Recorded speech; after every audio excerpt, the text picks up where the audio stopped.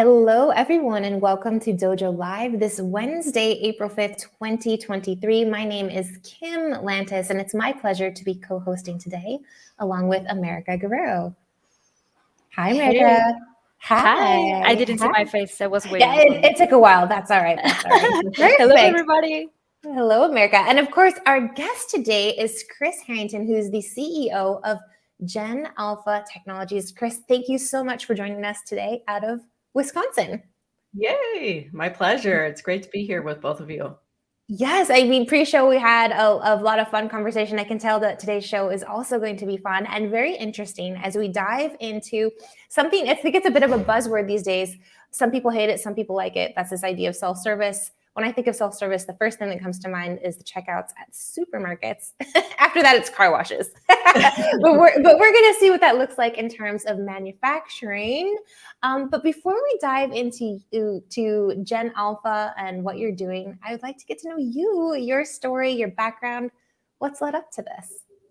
Yeah, well, I'm just a scrappy kid from Wisconsin. It's so interesting whenever somebody asks me, who are you? It seems like such a big question after, I'm 49 going on 50 this year. And it's a big milestone year, right? It's a big birthday. So,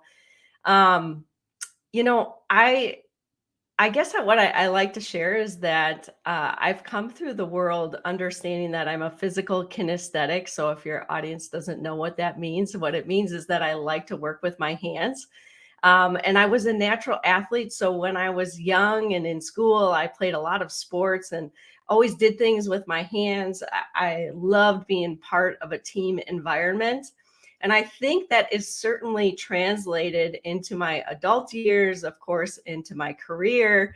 I was in the U.S. Navy as a machinist mate. So I learned how to operate machinery in the hull of a ship, right? And then I left the U.S. Navy and I started working in manufacturing, really on the shop floor. I've worked in the warehouse. I've worked on machinery. I went back. I was a late bloomer, when it came to getting my college education. So I went to the University of Marquette, or Marquette University in my late 20s. I finished in my early 30s.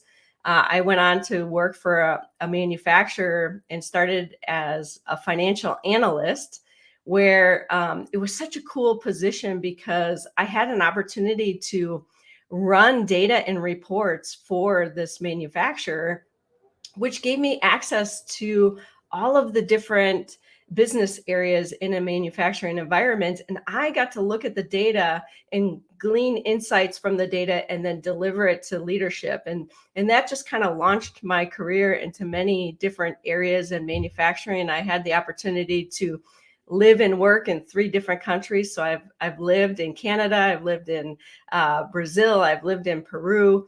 I traveled through to many countries. I'm definitely a privileged part of that percent of the population that has had the opportunity to travel and really have experiences, but all through a manufacturing career. And today I'm the leader of GenAlpha Technologies. I couldn't be more proud of that. And so that's a lot about me in a few minutes. No, feel free to ask any questions. It's absolutely lovely and fascinating story, and it sounds like you certainly have packed a lot in to those 49 years of so congratulations. I love it. So you mentioned GenAlpha. Who are you exactly, and what's this problem that you're solving? Yeah, so GenAlpha Technologies is a company that has created a SaaS solution for manufacturers and parts and service organizations to essentially help ease the process of doing business with them. That's really the way I think about technology today. It's meant to, in our space particularly, it's something that customers are seeking. They want an easier way to do their job. They've always wanted that, right? So that's not anything new. What has become new over the last several years is the ability for technology to assist in that. And so really what we're doing is we're taking,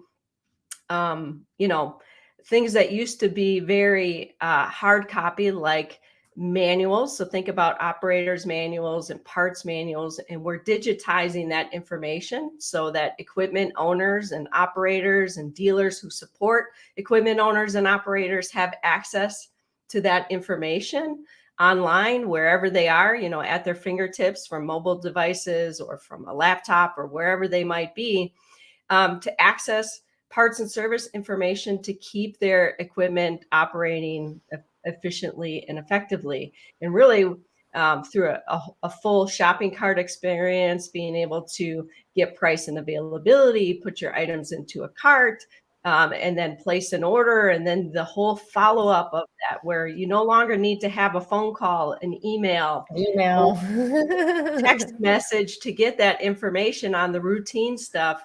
We've now digitized that, so routine tasks can be made in that self-service fashion, and manufacturers and customers of theirs can reallocate their resources to more valuable activities. So that's how we help manufacturers today. No, it makes a lot of sense. Go ahead, America. Yeah, I'm curious. Does GenAlpha focus on a specific industry?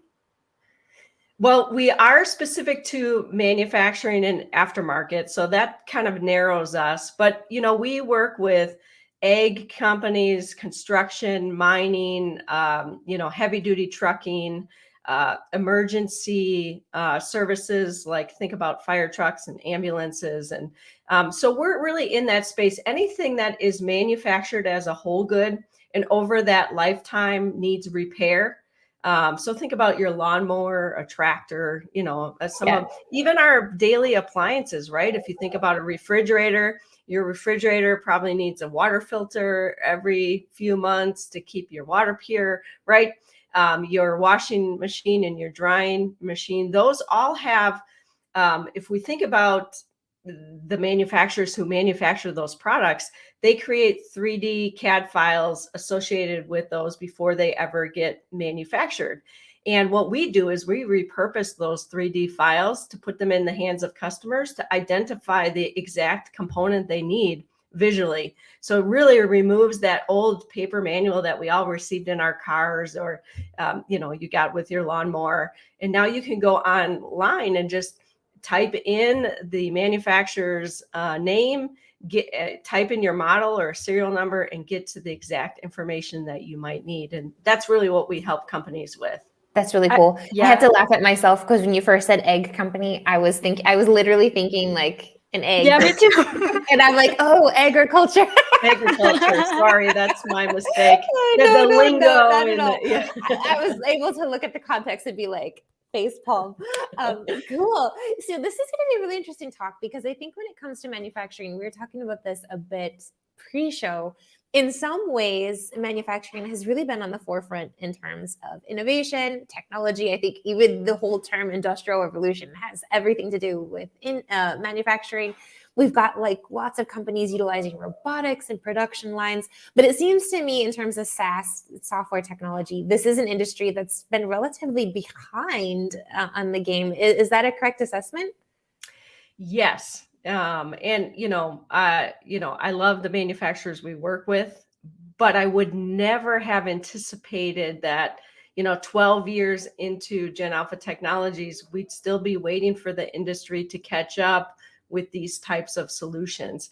And I say that, retail typically does lead manufacturing when it comes to certain aspects of technology. Our manufacturing companies are, yes, they're very on the forefront of innovation and what does the world need as far as products that are built and can move the world. But when it comes to adopting things that make them more efficient, whether that be automation or things like digital commerce, that's where the investment has been slower than in some of those other areas. And there are a multitude of reasons for that, but we're at a point today where we've seen what's happened to retail giants like Sears. You can think about the booksellers and some of the others that have simply gone out of business. Think about where Kodak was in the world of photography, for those that can remember Jeez, Kodak. yeah, America's like, Kodak what? Who? I'm just going to pretend. Yeah, some in the audience may not remember Kodak, but today we can take photos from our cell phones, and if you don't keep up with that technology, you become irrelevant. And really what we want to do is make sure that all of the manufacturers out there have a place and a space in this world in the future. So we've got to get them adapting these technologies. Yes. Which is a great segue into the topic of conversation. We're already 10 minutes into this amazing conversation, and we're like, and our topic is, right? But this idea of digital self-service for manufacturers, adapt or risk being left behind. And so we're really talking about how digital self-service solutions are helping manufacturers streamline their customer support. So we've got customer support as well as cost reduction are the main focuses here of what GenAlpha is doing, from my understanding. But let's talk about this idea of self-service. Like, what is digital self-service? Why is this so timely right now? Yeah, great question. So when I think about digital self-service, it really is the ability for someone to access any device that is at their disposal. And again, for most of us, that these days it is our cell phone or that mobile device. And they can ask their device questions. And for most of us, that is search today. I think that's going to be changing with things like ChatGPT, and that could probably get us on a whole different, right? That's kind of an answer area. But people search for things, and in order to get the answers that they're looking for, these companies need to be online. And what's happening is they are searching and they're trying to solve their own problems. Many people, especially the younger generation, and I never want to put anybody in a box, but if we collectively think about the generations that have come up with technology, they use these as their go-to tools. If I talk to my mother or father, they may be more apt to have a conversation with somebody, especially if they knew John, and John has always helped them solve their problems. But, that next generation, and even myself as a Gen Xer, I go to technology all the time now, and I know I'm not alone in this. So we go to seek solutions for our own problems through the devices we have. And only when we can't find them do we reach out using those other mechanisms, the more traditional phone calls, emails, text messages. But it is more often that we are self-servicing on our own. And that's the way I think about digital self-service. What can companies do to create space for customers to answer questions on their own and not need companies to be available? I think about it too. Like, let's imagine I use GPS all the time on my phone, right? And you get in your car, you're going to a new restaurant to meet your friends, and you type in the location, or they've given you a link, and now you're headed to the restaurant. Well, what if it was 7 p.m. at night and I went in to use my app, my Google Maps, and all of a sudden Google Maps wasn't available until 8 a.m. tomorrow morning because it just didn't work? I mean, would I go back to Google Maps, or would I find another solution that is available 24/7? I would take that next steps to go. I got to get to the restaurant. I don't have a paper map, right? So, I think this is just the world that we're in now, where we are looking for those solutions. So that's really what we're talking about when we talk about digital self-service. And it's interesting with this. To me, it sounds sort of like, in some ways, I called it. Here's Zoe. She's up. She's awake. She's whining. DojoLive fans, they're familiar and know my daughter very well. So it seems to me sometimes this juxtaposition. We've got, this younger generation, this up and coming, who's used to self-service, used to utilizing technology in this way. And I'm curious as how this works with this repair or replace culture that we have. There's that hand. and a lot of what I hear you talking about in terms of customer support, repairs, parts, what does this look like, and how does this technology look in terms of even just culturally? Like, it seems like we're, in this pendulum where it used to be everything's repair, and then it comes swinging this way, and then we got into this like everything's disposable, throw it out and just get a new one. And it seems like we're coming back, becoming a bit more ecologically conscious. Is this something that's influencing what you're building as well, or how do you? Am I making sense in that question? No, you are. Yes, you are. I think that, as we take a look at the larger environment and the way that we want to preserve our environment, whatever your thoughts are on that, I think we all want to make sure that the environment is a great place for people long into the future, right? And so there is this refurbishment, this repair, often to repurpose what exists today and get it to last longer rather than disposing of things is something that a lot of service and repair shops and certainly manufacturers are thinking about. And, the equipment owners and operators, whether it is that a large organization might need the efficiency of something brand new with all of its technology, a secondary market may not be able to afford that latest and greatest, but with a little modification, that older unit can be brought up to have a useful life into the future. And I think more and more of us want that opportunity. I have a secondhand tractor here on my farm that has been a lifesaver. So I didn't have to go out and spend $20,000 on a brand new tractor. I spent half that on a used tractor, and I'm going to and I have gotten a lot of use out of that. So I think there is this, and there always has been, but I think you're right that there's more a focus on trying to get the most out of the products that have been created, and how can we adjust them to just create a longer useful life.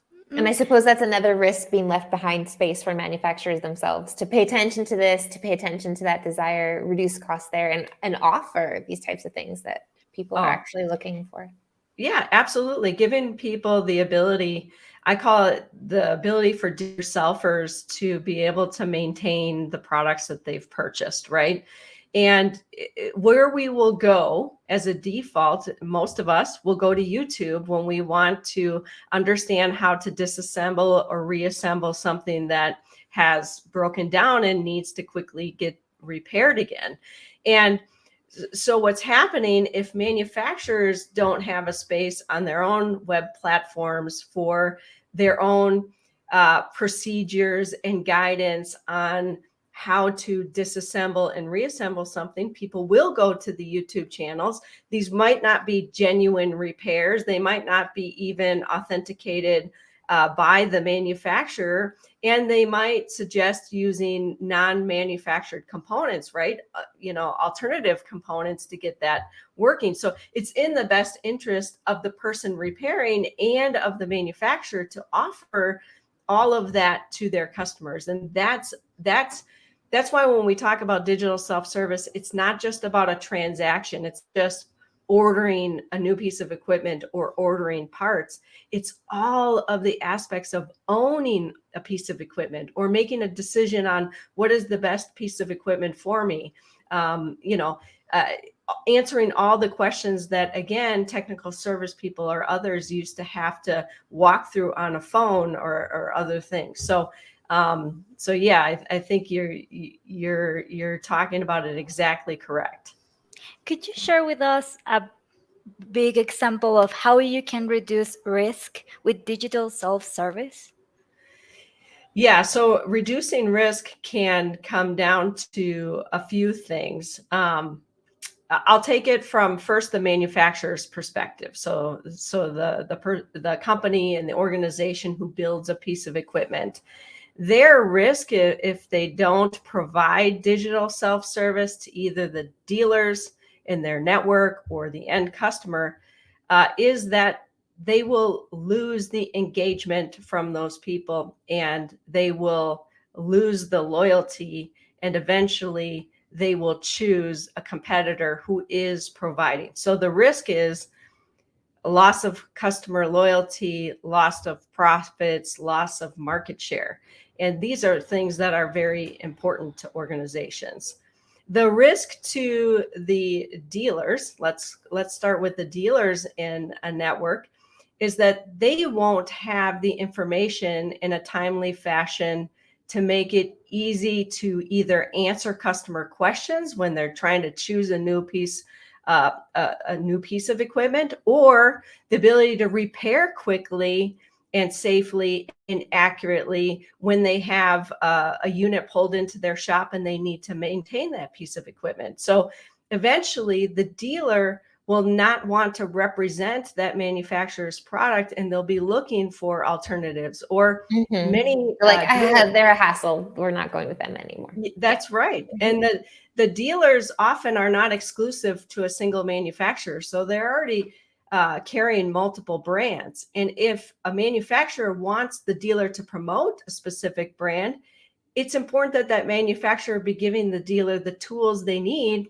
to feel like, hey, I know everything. I know where the information is. I'm so comfortable supporting this equipment that I'm going to promote it inside my dealership as well. And then there's a risk for the end customer. If the end customer purchases product from a manufacturer that isn't offering these tools, then they risk not keeping their equipment effectively running. So, what an equipment owner, when they purchase a piece of equipment, whether it's a piece of equipment working on a factory floor that has to produce a widget, or it's a big agriculture piece of equipment like we've talked about, or construction, all these companies want is their products to be their equipment to be available and working and operating. That's how they earn their living. That's how they make their money, right? My tractor has to work in the spring when I get my garden ready. And if it's not, then everything gets delayed, right? And we only have a short growing season here in Wisconsin. So if I don't get the plants planted at the right time, then I risk what happens into the future. So those are some of the risks of not having digital self-service. For sure. Thank you. I think that was super well explained. We actually do have a viewer question that's come in. This is from a man named Tony, and Tony says, hello, and thank you for today's show. Kris, how do companies adapt to standardized processes your service require? So he says, I'm having a really hard time, and with a huge mix of functional custom platforms. I'm not sure about the second part of that, but in terms of standardizing processes with your services. So I think that's a good question too, which was like, how does this work? I think the main users of GenAlpha are the manufacturers as well as the dealers, I'm guessing. Okay, yes. But can you talk to this a little? Yeah, so in the adoption of a solution like Equip 360 is the name of our product. So again, it's designed to be 360-degree support over the life of the equipment. So it kind of helps you think about this. When manufacturers adopt a technology like ours, what they're starting to do is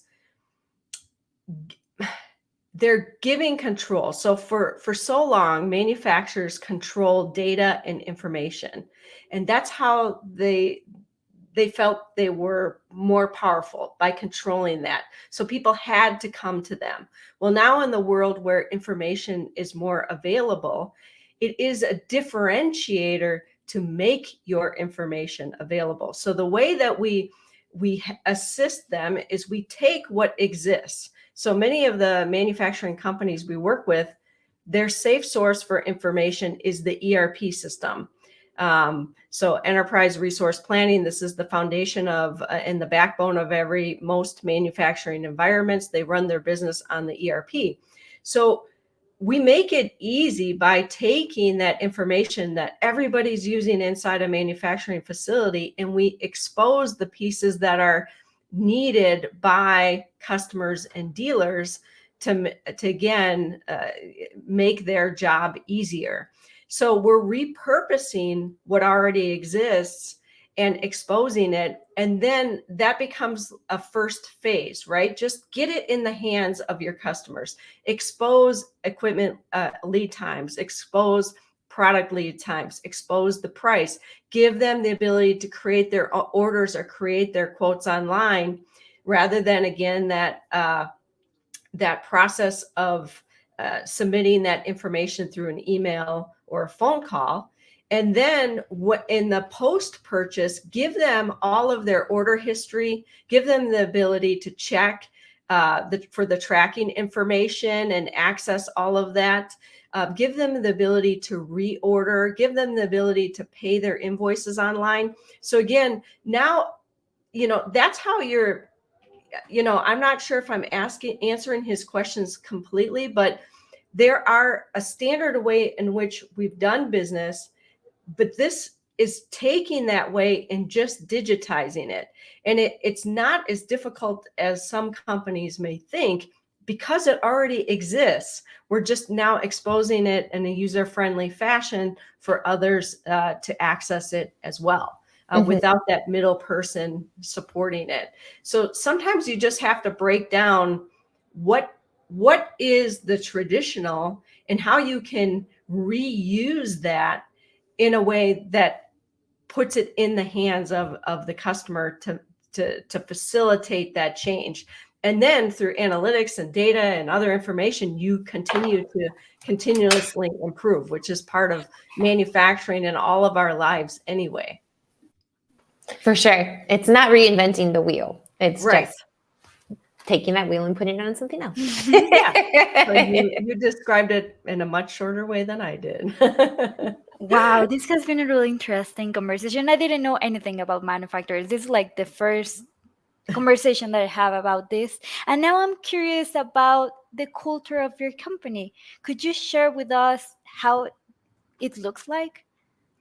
Sure. So, our culture is that we're pretty dynamic. We have a leadership team that is 3 women and 1 male. So, 1 man, which is something new for our company, because, we've had former leadership where it was predominantly men, and that's been shifting over time. We've got a fantastic CTO. Well, it's an industry that's predominantly men. Yes. That seems to be your story, Kris. You're like the Navy, manufacturing.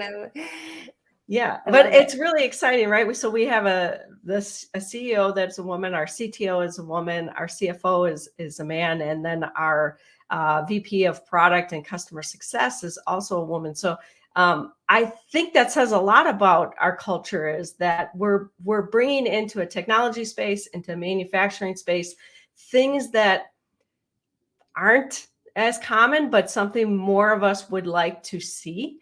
We're a company that really believes that everybody is equal.